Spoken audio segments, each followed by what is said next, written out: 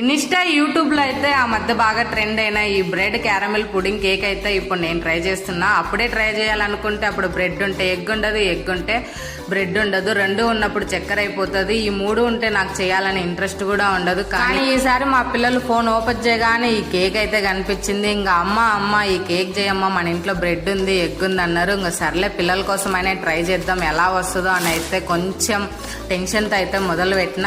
కేకులు చేయడం చాలా అంటే చాలా తక్కువ, మెయిన్గా ఇంట్రెస్ట్ అయితే ఉండదు. పిల్లలకైతే తినడం బాగా ఇంట్రెస్ట్ అన్నమాట. కానీ ఇప్పటి నుంచి అన్ని వాళ్ళ కోసం అయితే కొంచెం ట్రై చేయాలి. ఏంటో నేను ఏ కొత్త రకం వంట చేసినా అప్పుడప్పుడు దాంట్లో ఏదో తక్కువైనట్టు అనిపిస్తుంది, కానీ షేప్ మటుకు వస్తుంది. ఈసారి అయితే ఎలా వస్తుందో చూడాలి.